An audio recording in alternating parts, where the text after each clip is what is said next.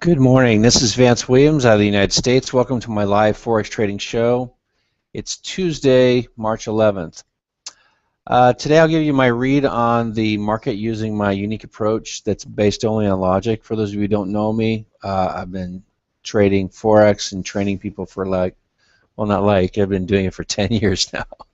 Anyway, for those of you writing to me and asking, we're still not accepting applications for new members into our training program, but do write to me, and I'll let you guys know when that we're going to open up and accept some more people. You can watch these shows every Tuesday and Thursday now. On the off days, I do post printed analysis. As usual, I want to emphasize that this information I'm sharing with you is for educational purposes. It's not to guide you in actually making the decisions. This morning, in terms of market conditions, I guess first we need to point out that the United States changed to daylight savings time this past Saturday. And this does change things up a little bit because London doesn't change their clocks until I think the 30th of March. So instead of information coming out at 4:30, it's going to be at 5:30. And if you live here in the U.S., that's Eastern time. And that'll last until about the 30th, and then we'll get back to our normal schedule. So things are a little mixed up. So, people might say, well, what time does London open? 3 a.m. Eastern? No, not now. Now it's 4 a.m. Eastern, just for about 10 more days. So keep that in mind. We have JOLTS job openings data coming up for the U.S. dollar at about 10 a.m. this morning. That's kind of a newcomer. Excuse me, but we'll, in terms of high impact data, so we'll keep our eye on that and watch that over the coming months to see if it causes any hyper volatility. Right now, it's still a little bit new. We're not sure how that impacts the market just yet. The financial markets do appear stable this morning. No panic, so we're looking okay. All right, so now let's get to the charts. I haven't actually done any work this morning. I slept in just a little bit, so I haven't done any work to set up the charts. So you're going to see me just do it from scratch here. I'm just going to get rid of this old stuff from yesterday. There was a trade in here yesterday, by the way. Let me just show you that real quick. Dropping down to 5 minutes. See, so let's move back in time just a little bit. Oh, I guess I better mark it. Take a look here. Now we'll drop to the 5. Let's go back to yesterday. We had this key level right in this area right here. And at this particular time, it stretched out, about 26. You would have had to enter into the former support area right here to get in the trade. But some traders took this trade. Stop loss placement, was the difference between winning and losing here. Some had it a little higher, and some had it right in here. So some got stopped out, and some won just based upon their own rules.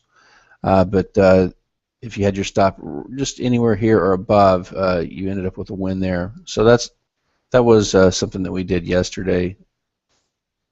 All right, so let's take a look at today. The pound, this is a 30-minute chart, and what we're seeing is clearly downtrending. Excuse me.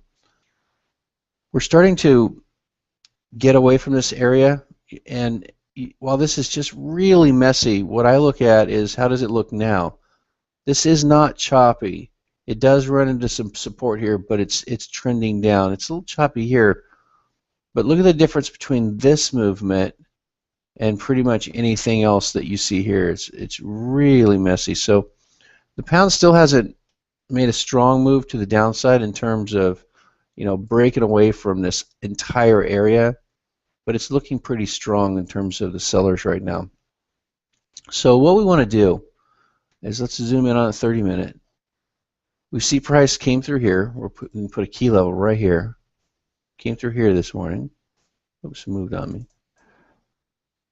I think we need to zoom in one more click.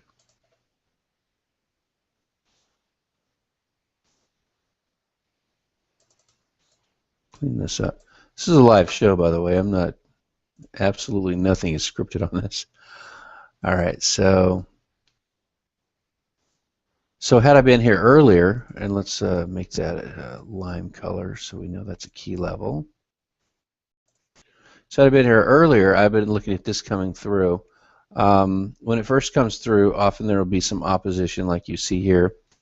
Let's see, was there a trade in here? Not real sure.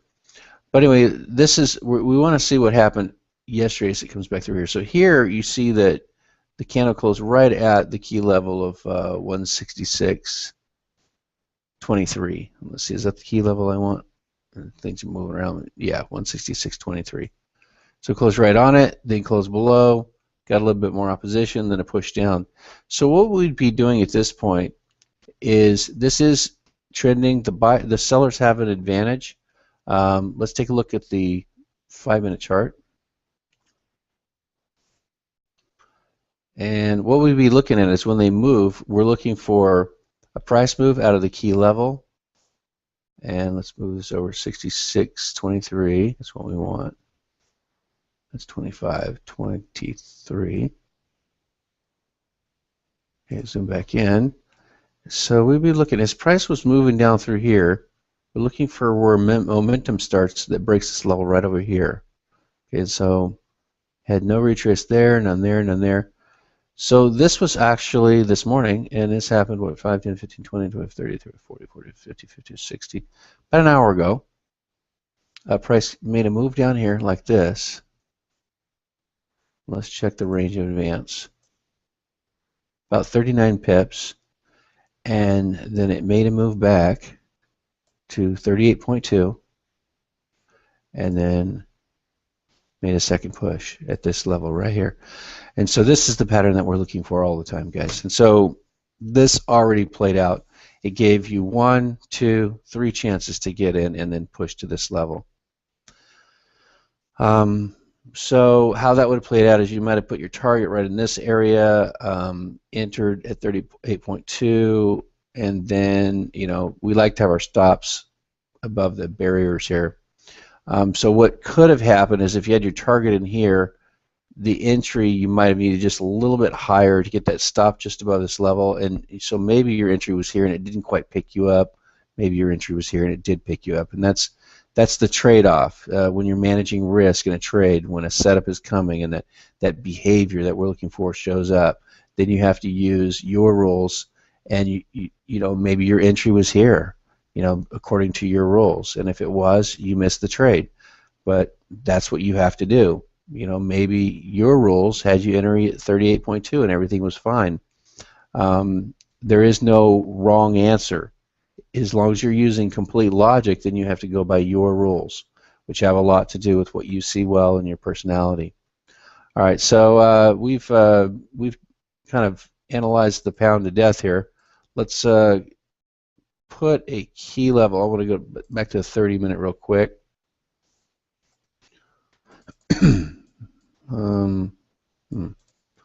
Getting the stuff in the way here.